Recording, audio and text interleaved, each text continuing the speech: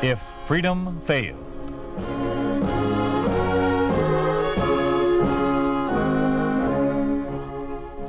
We'd like to take you on a visit to a town that doesn't exist. A town we call Springfield, USA. We'd like to show you how things would be in any American town if communism took over. This is the story of what would happen to the little fellow, the average citizen like you and the man next door. Sapphire Anniversary.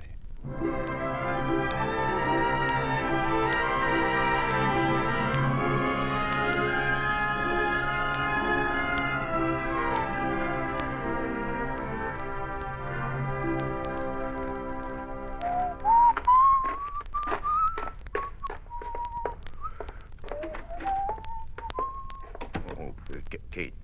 Kate, don't move. Don't move a muscle. Morning, Dan. Nice day, isn't it? Kate, I said don't move.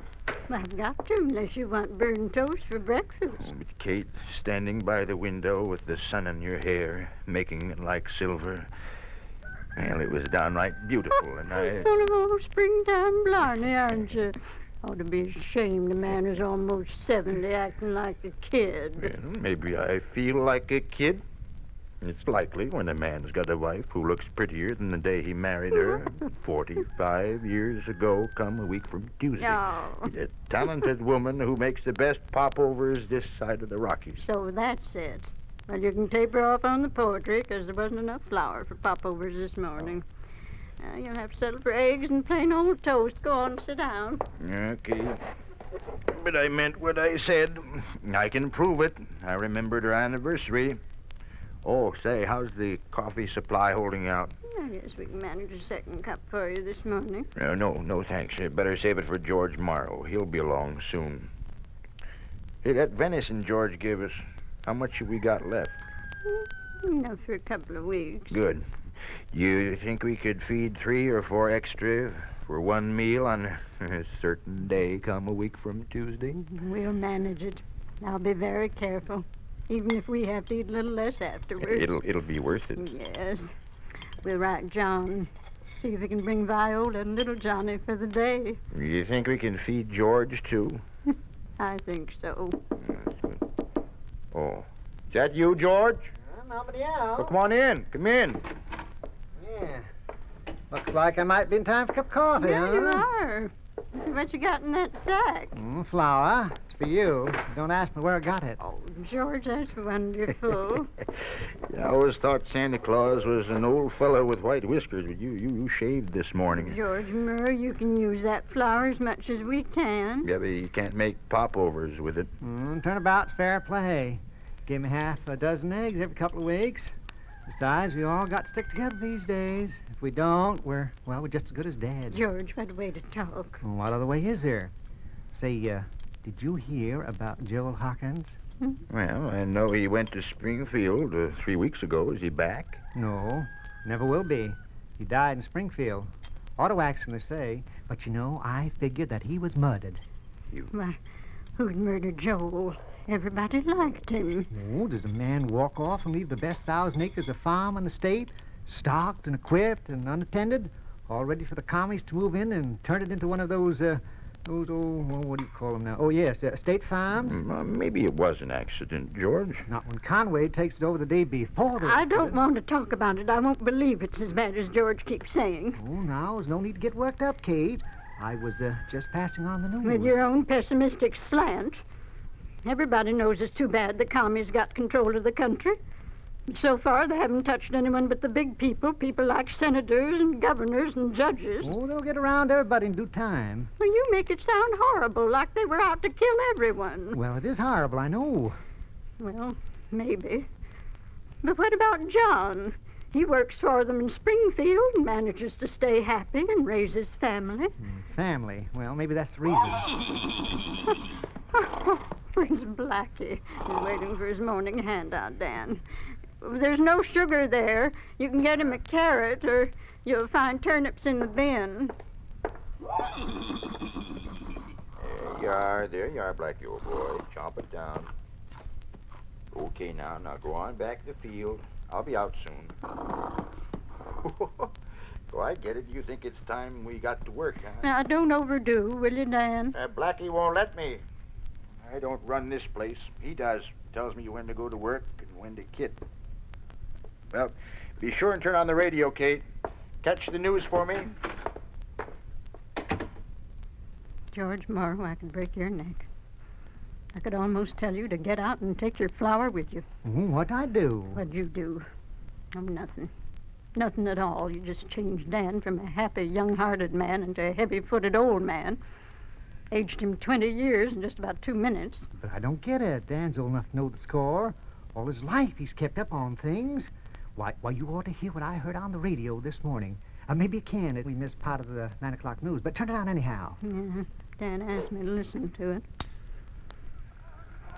There ought to be enough news left to give you one earful. The directive is to go into immediate effect, and all farmers are cautioned to familiarize themselves with the new regulations. Comrade Kalinsky said that the unfilled quotas for grain, dairy products, and meats were due to a holdover of wasteful and inefficient capitalistic methods of agriculture.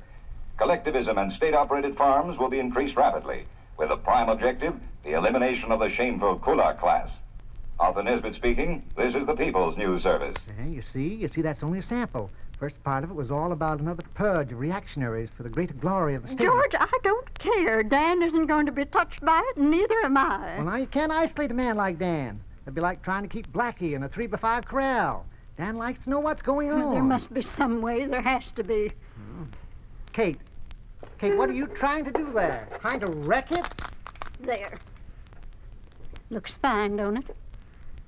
Looks the same as before. Except when you turn it on, nothing happens. Nothing.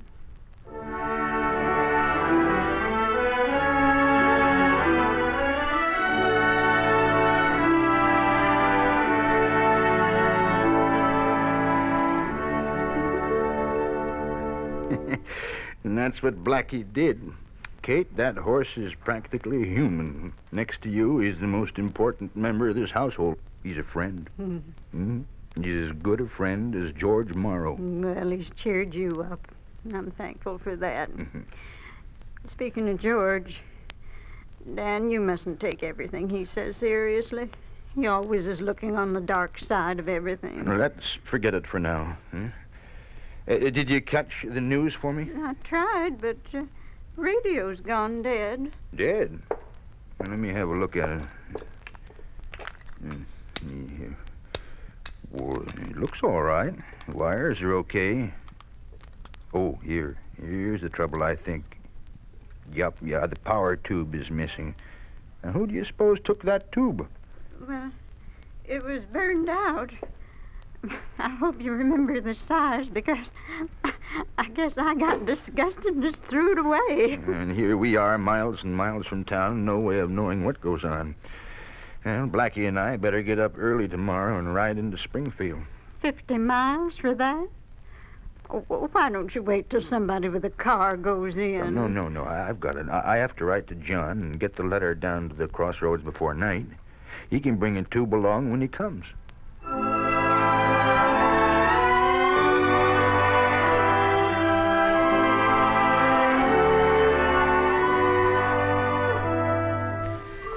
Dear John, I hope this finds you, Viola, and Johnny happy and in good health. You'll have to excuse me for not writing sooner, but since the state suspended our insurance payments, the past few months have been very rough. We've had a big readjustment to make, but I'm glad to say we've made it. I guess you'd call it a shaky sort of economy, since it depends on the strength and intelligence of an animal, but when you figure this animal is a certain horse named Blackie, then it doesn't seem so risky. It sounds a little frightening to me, John. He means they actually depend on that horse? Well, honey, there's no choice for Dad. He and Mom have to grow their own food, otherwise they wouldn't eat. Dad's not strong enough for heavy work like plowing and cultivating and hauling, but Blackie is, and that's the economy he's talking about. It still frightens me. Go on, read the rest of it.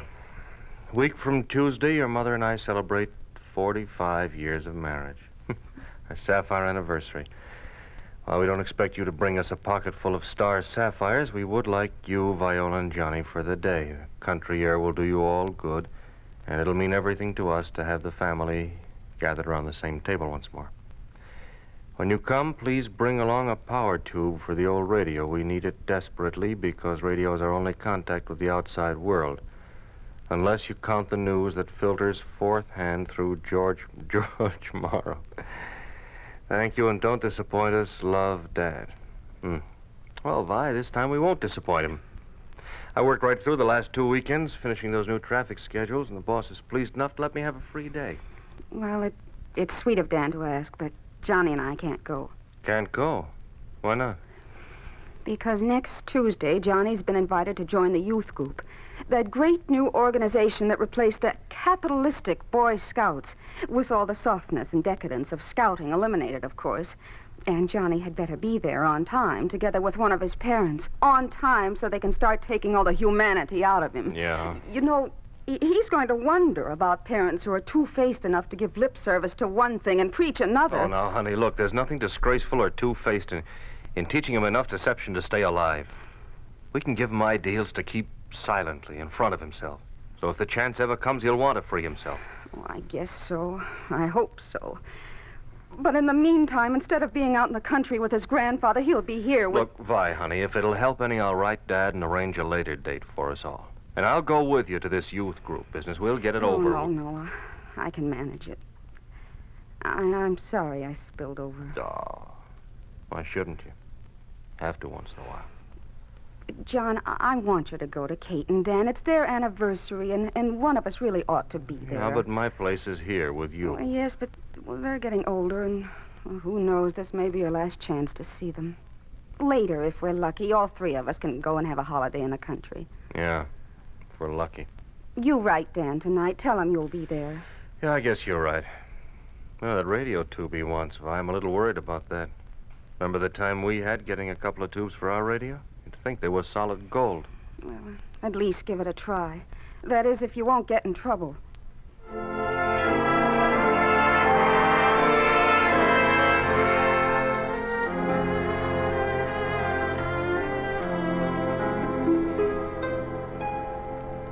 Comrade Ward, if it's too much to ask, just forget it. You say a radio is a necessity for these parents of yours, Comrade Proctor. Yes, sir.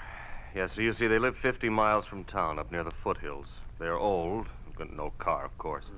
And the radio is their only means of knowing what goes on. And this particular radio uses a number 6X 5G power tube. What is your father's occupation, Comrade? Oh, I guess you'd say he was retired. He used to be a logger. Retired? I'm afraid that'll go against him on the application. He has no work of any kind at the present time? Well, he does farm his place. His place. He farms it. Suppose you fill out this form and we'll send it through. Be sure to identify him as a farmer and answer all the questions. Yes. How long do you think it'll take before he can get the tube? Comrade Proctor, I can give absolutely no assurances as to that. Your request may or may not be approved. However, we should know that within a couple of days. A couple of days only because of your good record with the Traffic Bureau, you understand? Oh, yes, comrade. And I'm grateful to you.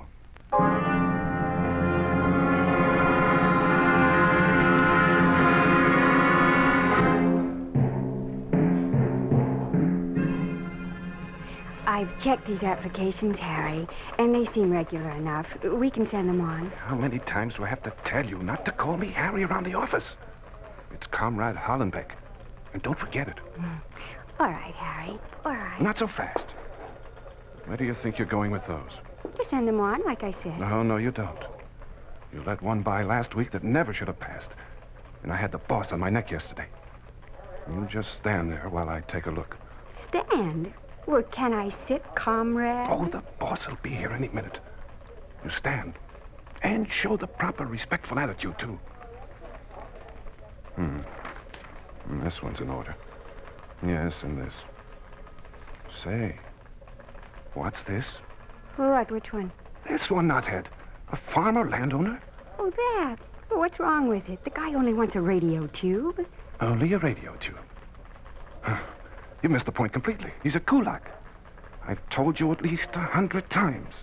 Information given by kulaks goes on 496. And you send that on to Comrade Malenkov's office. And I'm supposed to guess these things? Oh, sometimes I marvel at your stupidity. Sometimes I wonder why I don't get rid of you. You want me to tell you, comrade? No, shut up. Listen, I don't propose to get in trouble on account of you. So you just watch your step, or your number 96 may end up on Malenkov's desk.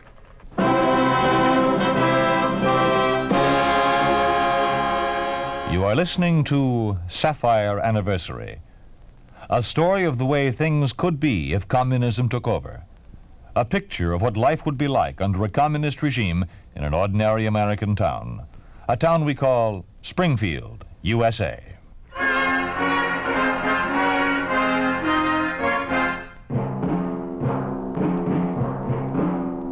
What are these, Conrad? More 96s ready to be processed. Dirty Kulak property owners, huh? They'll be processed, all right.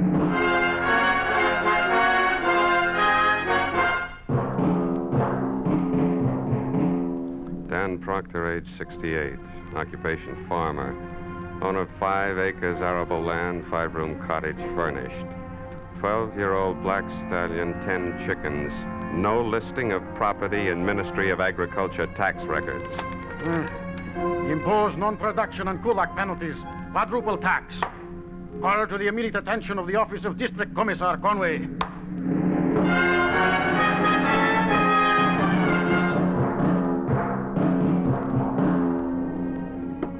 Oh, if there's John with me looking this way, answer it, Dan. Give me a second to powder my nose.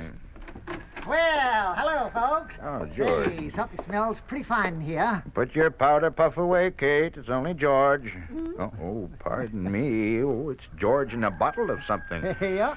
Happy anniversary, Kate. Oh, You see, I was poking around the cupboard, you see, at my place, and I found this. You know, kind of thought it might, I thought it might rate me a hug, eh, Kate? champagne. Not only a hug, but a kiss. Now, break it up. Now, break it up. Now, say, will you look at this wine? It's from France, yeah, right here, vintage 1935. Oh, George, my. you're a man of iron nerves. How did you manage to keep from touching it all these years? Oh, I'm as a weak-willed as the next fellow, you know. Just didn't know it was there, that's fellow. Yeah, George, what's new? You've been to town lately? Oh, haven't been to the city. The farther I keep away and stay, the better I like it. You know, I was down to the Crossroads post office just yesterday, and the news is all very bad. Conway's turned into a 2-bit dictator in the best Joe If Stallion the tradition. news is bad, we don't want to hear it. Not today. Oh, yes, that's right. Say, is there anything I can do to help, Kate? Not a thing. The two of you go on into the living room. You keep an eye out for John. Let me know when you see him coming. All right, Kate. If you need anything, call me. Seems like old times, all the buzzing around here in the kitchen. Yeah. Hey, speaking of old times, do you remember how to carve a roast? Why, sure I do. Let me see now. You cut with the grain of the meat. Yeah. No, that doesn't sound right now, does it? Let me see now. You cut across, or... Why, Dan, I don't rightly know.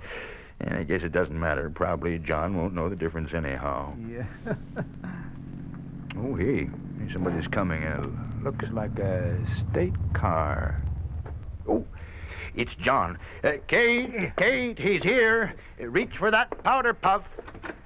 Hello, Dad. Oh, boy, are you a welcome sight. Welcome home, Johnny. Welcome home. Oh, Dad, and George. It's great to see you looking Johnny. so well. Yeah, that goes double for me, too. Johnny! Oh, Mom. Oh, this is just perfect. Come here this minute and give me a kiss. Oh, Mom. Sugar and spice and everything. Oh, I hope so. Just came from the kitchen. Why, Johnny, where's Viola? Where's little Johnny? Well, they couldn't make it this time, Mom. Oh, that's too bad. I've been looking forward to having them. Oh, but thank heaven you're here.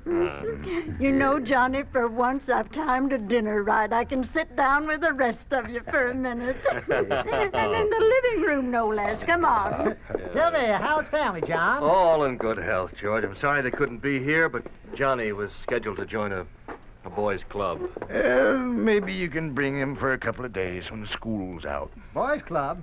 They didn't get little Johnny in that commie youth group. I'm afraid so. Seems to be no way out of it. George, nothing unpleasant today, please. Okay, now I'm sorry. Hey, I guess I almost forgot to say happy anniversary, you two. I hope Vi and I look as well and happy as you two after we've been married Johnny. 45 years. Your mother is one in a million, Johnny. Well, look, just look at her now. Look at her. I swear she gets younger every year. Yes, she does. Yes, you do. And today she looks just like a bride. Don't pay attention. Come on, let's go in the kitchen. Sit down. Oh, Dad, I brought that power tube you wanted. Here you are. Oh, thanks, John. I really appreciate it. Little thing like that, you'd be amazed at the red tape involved. Forms, requisitions, application. I think sometimes I spend half my life filling them out. Yeah, that's accepted commie technique. Kate, the table looks wonderful. Dan, will you ask the blessing? I certainly will. Father, we thank thee for this evidence of thy bounty. We thank thee for 45 years of happiness.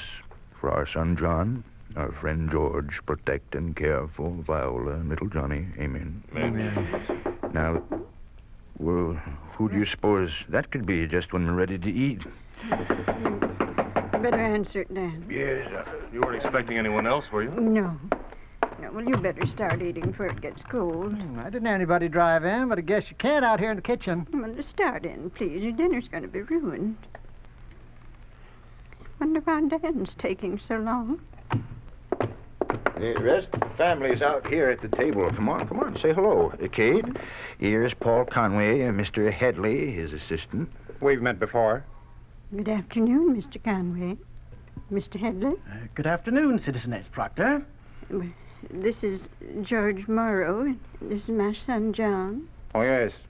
The driver of the state car from the Traffic Bureau. Yes. I work in Springfield. Well, won't you both have some dinner? There's enough for two more. So I noticed. It looks very good, surprisingly good. But we're here in a matter of business. Your taxes, in accordance with the new directive. Oh, so that's all. We have that saved, haven't we, Kate? All $30. It happens to be considerably more. Your land tax has been increased to $120, due and payable now. $120?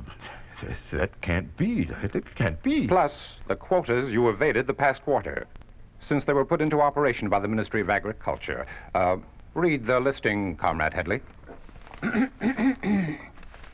Ministry quotas required and not met. 12 dozen eggs, half the produce of the vegetable plot, 500 pounds of hay, 60 gallons of milk. Penalties for non-production, $400. Rental of state land, $200. Current taxes, $120. Total, $720. $720? Conway, it's impossible. You must know that I have no... Comrade. As a worker in the traffic office, I understand these matters.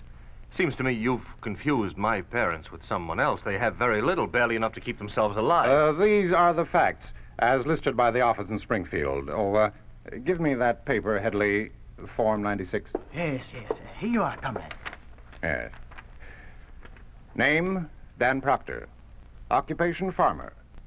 Owner of 5 acres arable land, 5-room cottage furnished, 12-year-old black stallion, 10 chickens. No listing of property in Ministry of Agriculture tax records. Wait, those facts. The exact wording I used. Look, Comrade Headley, how did this investigation start?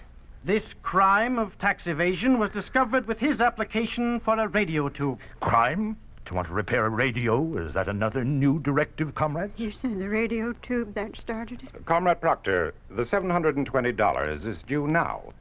Either you pay or face the consequences of default. Which is it, Comrade? I told you, I've got $30. Very well, you won't pay. In that case, we'll be forced to confiscate item 3 on your property listing, the 12-year-old black stallion. But, Comrade, it's not worth $700. We'll take the horse. No, not Blackie. You don't touch him, you hear? Without the horse, we're through. We can't till our land. There'll be nothing to eat, surely. You can see that. And besides, Blackie's like one of the family. I have no choice in the matter. I am a servant of the state. As such, I'm here to discharge a duty delegated to me by the state. But you don't have to condemn them to death. They can't get along without the horse. These people may be your parents, but from the viewpoint of the state, They are capitalist landowners of the kulak class. They have no legal standing. Conway, as a worker for the state, We're all workers for the state. Or should be. Headley, go get that horse. Oh, yes, comrade. No, you don't. You'll have to kill me first. Stand aside, Citizen Proctor. Get your paws off that. I warn you, Proctor, interfering with an official is a crime against the state. All right, I'm a criminal. Go ahead, Comrade Headley. Get the horse. The rest of you, you'll all be held as witnesses. Proctor assaulted an agent of the state. Comrade John Proctor, you will testify that the seizure of the horse is legal. Otherwise, your official career may be interrupted. Johnny, get some water, cold water. Yes, Mom. Dan, your head is cut. Here, I'll hold him. Yeah, a little cold water. Far right. There. Kay, where is he? Blackie, help me up. The other one, Headley. He's after Blackie. Johnny, you've got to stop No him. one leaves. You'll all stay in this room. Johnny? There's nothing I can do, Dan. Well, then I can. Dan, wait! Proctor, stop! Stop where you are. I'll shoot the first one who steps off this porch.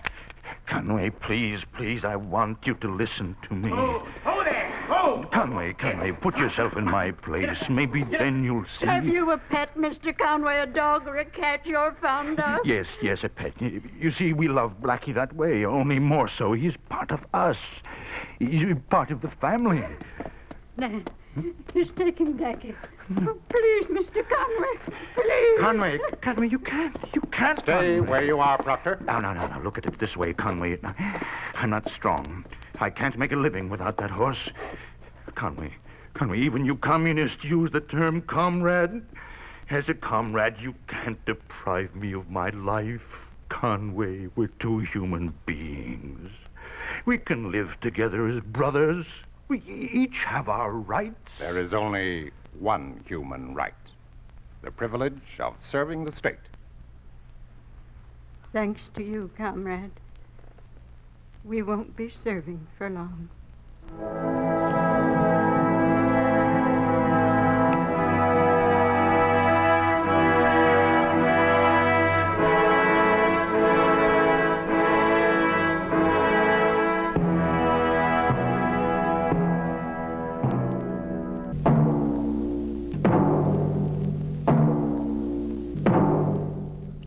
You have just heard a story of what happens to the little fellow under a communist regime. You have just heard what would happen to any American family if communism took over. You think this could not happen? It did happen in the town of Salsk in Russia. It did happen to the family of a farmer named Vasya Golovachy. Because of non-payment of taxes, the communists took from the Golovachys the one thing that kept them alive, their cow, and thereby condemned them to death.